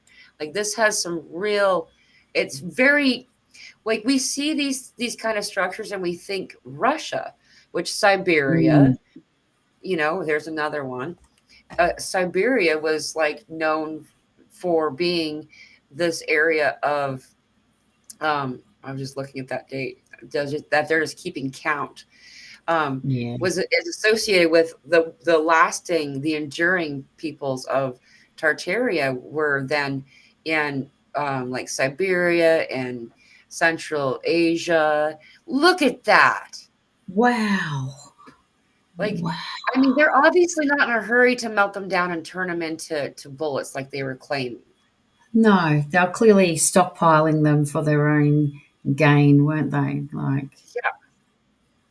I mean, and look, the whited out sky, once again, they make sure you can't see what's in the sky, you know? yeah. And like, for some reason, they made a point to write on so many of these, like they're keeping track of them, making sure no one else can get a hold of them. What's beside them here? That looks like parts of the Yeah. structure, looks like parts of the pillars, but I just got Harmonic. to I would throw it. say, yeah, it's the pillars, something to do with the pillars that, yeah, the sound waves obviously traveled a lot further than what they do now. Yeah. Oh, yeah. Here's another example. This is just Wow. they have that, right? They always do, Mm-hmm. like, and look at that though. I mean, The look size of that. at the intricate work. Yeah. Yeah. What was that? Oh, it's just the size of it, the sheer size of it, and yes, the intricate work, and just the Right. ornate. Like when you look at that, that makes you feel totally different to looking at a square shaped tower that they build these days. Right. And And then look, you look you at the see where the bottom. ground level is. Mm, That's the beginning or the end of an ornate staircase, but it's obviously been put underground. Right mm, here at the bottom, you yeah, can't there that's where the photo ends, but if you look over, you'll see this is actually the ground level. Those are bike that's seats. right. Like that's not the big that's the only thing of a staircase that this would be have, had before or whatever. Yeah, Sorry, there's just just so many. it just there, there's so many like unanswered questions. I mean, look at that one. That does not make sense. But you can tell the road surface is has got a mud look to Yep. it, doesn't it? Like It looks like um, water almost. it does almost look like water. It looks like it does not belong there, especially with a building with that ornate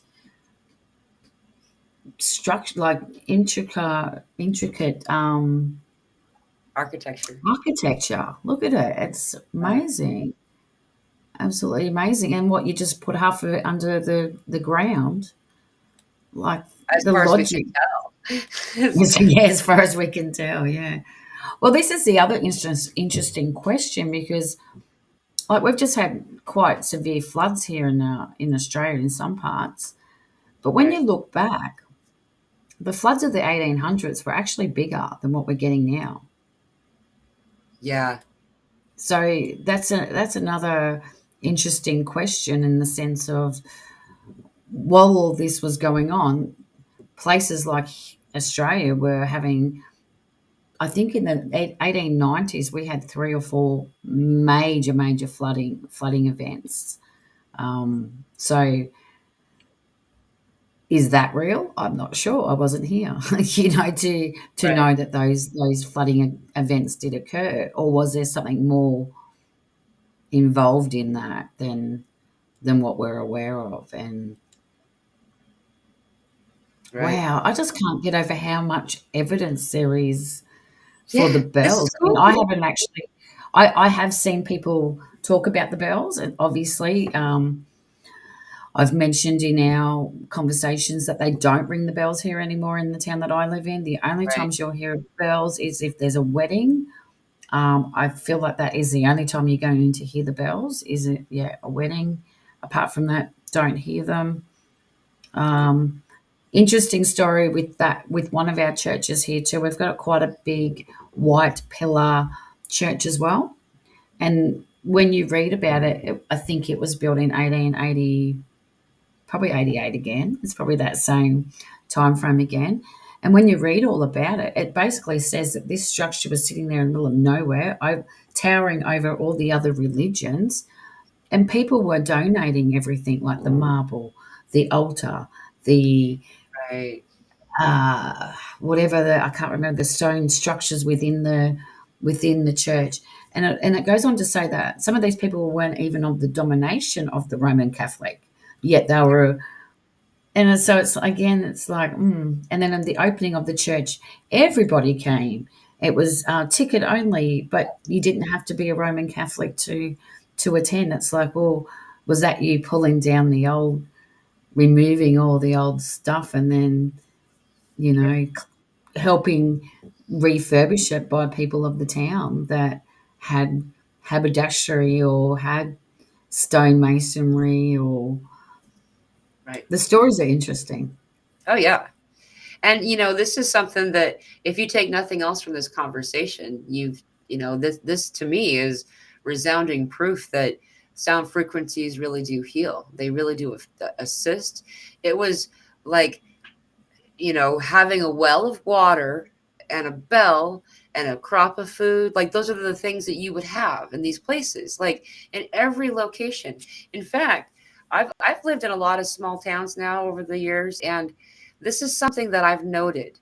And every person that you bring, you ask them about it, the local, when you move in, they're like, oh yeah, he's a small town. So they were able to keep their bell. A lot of these places I'm talking about, they still had their bell, and they would ring it 3 times a day, 6 a.m., noon, and 6 p.m. every day, like clockwork, right? And usually they're a big bell. Typically, the building is incredibly, you call it Gothic, just Mm. gorgeous, but it would have a lot of Tartarian like evidence. Usually, it was like really weird how subterranean parts of it was. Sometimes almost half the building was underground, and most people don't know about that mysterious basement, and then a lot of abuse has happened in those types of basements too, which is unfortunate, and but this is what I noticed is they can ring their bell, but you have to have the air raid siren going too. It's actually a Yeah, you were requirement. mentioning that. Yeah. Yeah. So now you have this really loud, like siren sound, big, big sound. If you're too close, it really hurts your ears. And they would turn it on, activate it, have it on until the bell. By the time that it would turn off, you'd still hear a little bit of the bell, but the bell was pretty much done. So it's like, I you can do it, but you can't have the benefit of it, kind of thing. Yeah, But I was oh, gonna and say, I was gonna say, that's again to it's the yeah, you're right, it's the frequency to counteract the other one. And I don't feel like we have air raid sirens, but I feel like we don't hear them probably as much as you do anyway, you know what I mean? Like, we're probably lucky to have 4 times a year for our bells to be rung, and most of the churches do still have bells, but they just do not it's not part of. right, Yeah. right, but you still see it, like you still. Oh, here's one. I'm gonna show you guys this one. I don't even. Where are we? St. Louis World Fair, 1904. Okay, you got to check this out. This is cool. This is cool. Um, while I'm saying this, like, okay, where did I think this is it. Yeah, that's it. Check this out. Look how ornate this is. We know Oh, that it heals wow. ourselves, but look at that. I can't zoom in because I haven't downloaded it. It's not on my computer, but I mean, look at that. And like, of course, here, right here, the word creation that's been added, but also you can clearly see that it's been dipped underground too. Like, even though there's this cobblestone walkway path here, it's very, that's something else I almost forgot to mention. A lot of these Tartarian buildings, one indication about them, I'm just going to scroll because there's a lot of different examples. These are world fairs, by the way. That's what they're calling these places. These um, is um, oh my goodness, I totally forgot what I was going to say because I got distracted by that picture. Anyway, oh, large large doors, massively large doors, Well, and you were saying like, the cobblestone ground as well. I think you were talking about the cobblestone ground. That's how you could tell. And the doors, yes, definitely the doors. Look at that. yeah, that was the doors. The fact that, because a lot of these people, a lot of these earlier depictions, the individuals, the people, are actually quite tall. They only started to call them short. I don't know. That's a World's Fair too. They started to call them short in the late or the early 1900s. They started to like remark that they were shorter. See, that's a World's Fair right there. That's Chicago World Fair in 1983. So that's 1983 World's Fair. They made this for temporary use, really? And look at that entryway. But That looks like they'll tell you that what? Brisbane was made for temporary use as well. Some of it's still there. Some of that they did rip down, and some of that they've sent all around the country. So you'll go somewhere, and then all of a sudden they'll be like, "Oh, this is from Expo '88." So I think one of the pictures you showed Look at back then before too was Brisbane '88 when I saw the dome. So a lot of us went to that. I think it's that one there. That one. One of those, I This feel one? like no, the one before it. I stopped here because look at the Yeah, look ground. at that. Yeah, when you showed that before, I'm like, what is that sitting on? If you go back to that Yeah, older it one, it's this like, one. what is that? What is that actually? Is that Yeah. water? Is that like down to a river of some sort? It looks like there's lots of railings and such, so it makes me think so.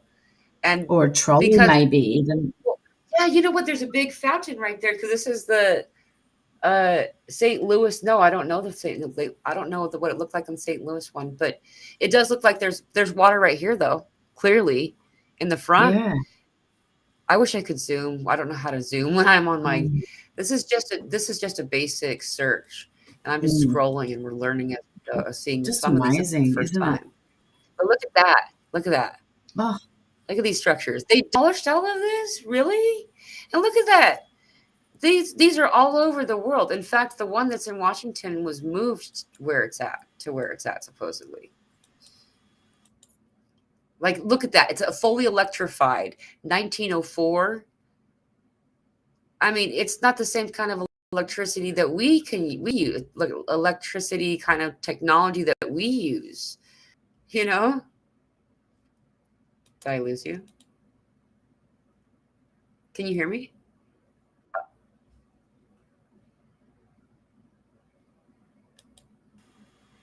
There you there we are. go. There you go. There you are. Did your internet's a bit unstable? Mine is? Yeah, I think it's yours. Yours is a bit Oh, unstable darn. because I was on there by myself for a minute there. Oh, So weird. yeah, that's all right. Wow, look at that. The point Unreal. here, That I guess. Sorry. go. Yeah, no go.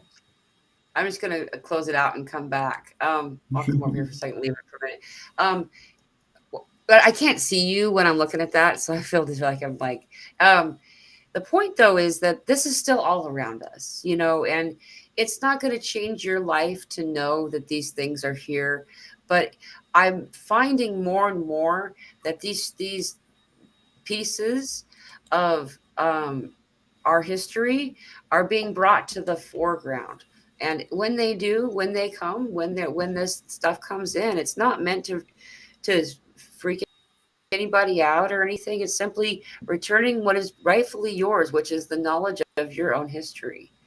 And within it is knowledge of technology that you can utilize, the energy that's in the very air around you, that we don't have to live in difficulty, and that there's, you know, uh, man, so much more we could talk about, but we've gone I on for know too we'll have to do this. Definitely have to do this again, and I can see obviously there's lots of comments too. So right. there's other people that've got really good knowledge as well around this.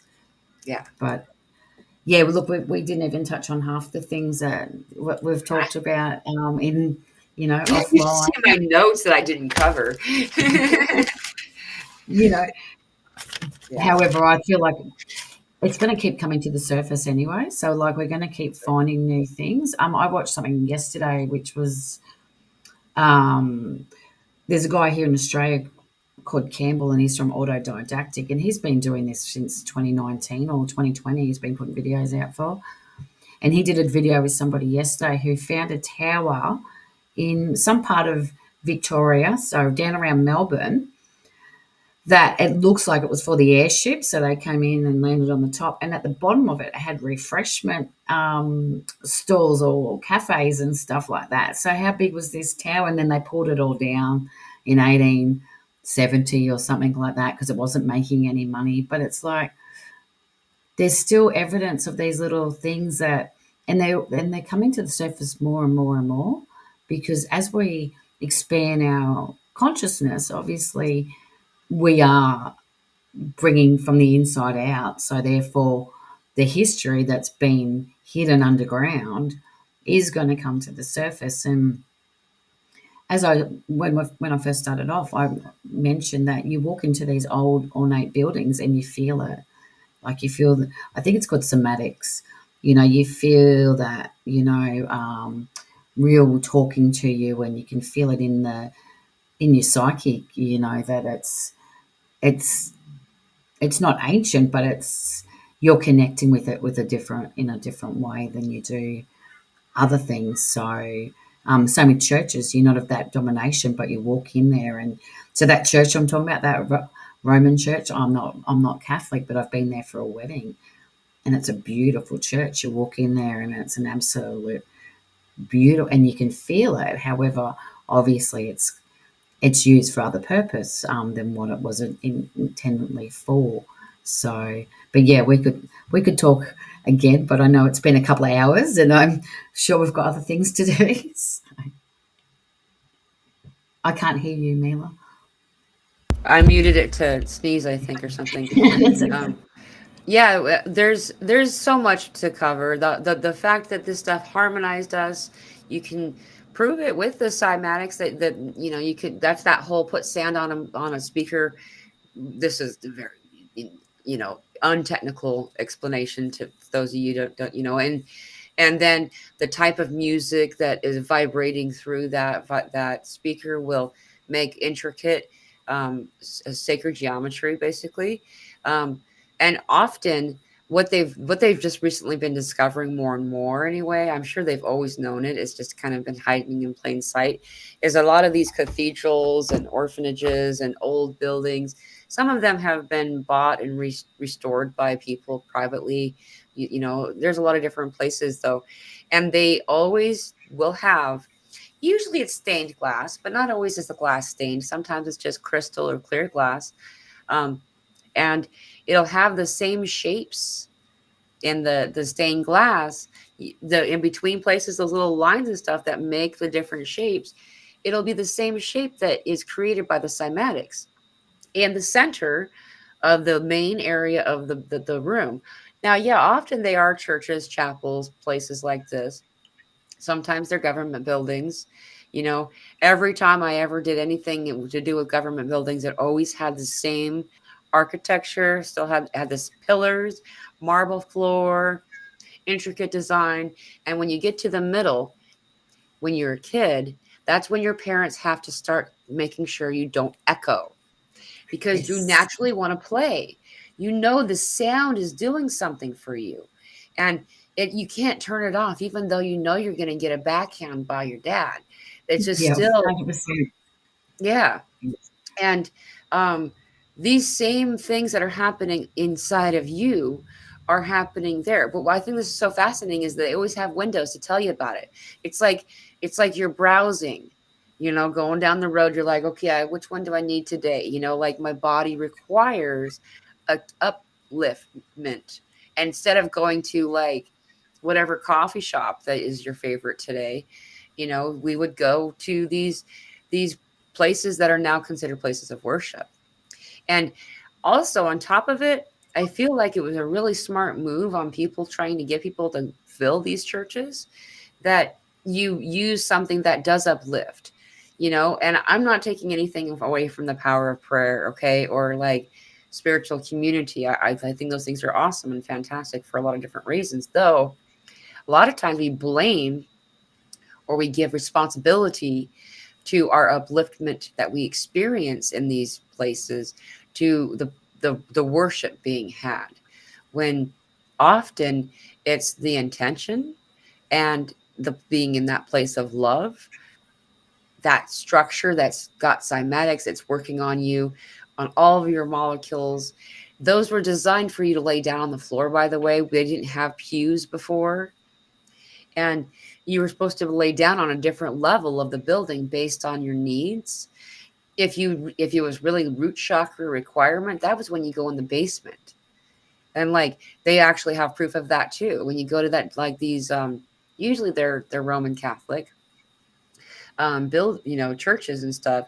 When you go down into what they call the crypt, in that Mhm. space, of course they've filled these places with bones and stuff like that to try to make it so it's something else.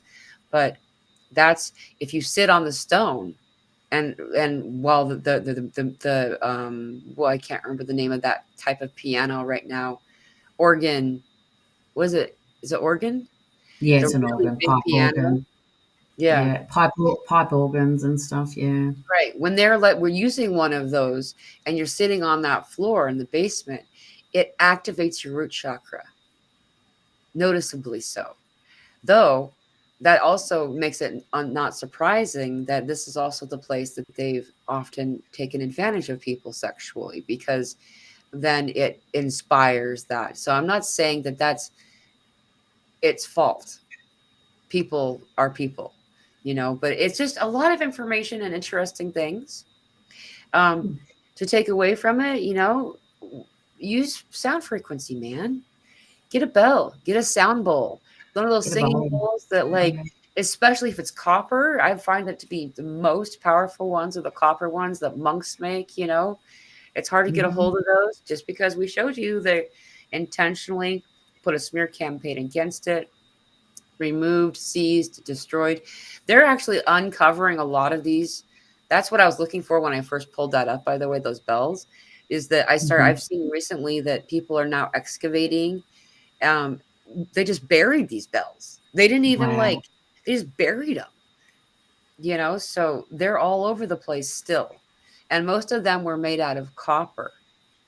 That's something else that's really important to talk about. Copper, not all of them. There was a variety of different things used, but copper was a significant thing that was used, as well as all over the structures. And gosh, I want to keep So talking, but it I can't. makes me wonder, you're saying they're uncovering it, the resonance on the planet is is rising. So Right, is are we uncovering them with the awareness? Like, are they vibrating like right.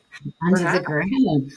And we're not, and that's actually what we're hearing. That's, is that, The yeah, Tao Come could be the bells calling us. Get me out of here. I'm ready to yeah, do my that's right. Come and job. see me. Yep. But yeah, no, this has been awesome. Yeah. Yeah, whenever you want to do it again, I'm happy to do it again. And Okay. yeah, Awesome. didn't even touch on, the name changes of towns and stuff close by me in the late 1800s, and just to hide things. So yeah, Right. I yeah. didn't mean to do research before, and I know so much of this already, but it just ended up being that way, that I fell down a rabbit hole on accident before the show started. So Yeah, well, I was going to send you just some pictures from locally, but I just didn't. Yesterday just that's disappeared. okay. So I'm glad you were able to come. I'm glad that I'm it glad worked I got out. on here too, even though it was a bit of a, Oh, perfect. trial and error. And yeah, Kirsty texted me, I can hear you. I was like, well, I can't hear anybody. Yeah. So Yeah, everybody could hear you. I yeah, actually muted you at one point just in case, like, because I was like, you as kept I talking. swore or something. But No, um, I you did breathed great. through it, got Thank you through it. so much. Thank you. And It's thank all always of a you for pleasure. being here too. This has been really fun. At one point, for when I refreshed, for some reason I lost like all the comments that had been written before. So if I skipped you, please don't take offense. It was simply that I didn't get to see it anymore. So I think you got cut off. I think you actually got completely yeah, cut I out. So and then you popped back in. So you've done awesome, in even though we've had a lot of technical glitches. And yeah, yeah. no, thank you. Thank you Thank to the you. audience. Thank you, Mila. Love you all. Thank you. I hope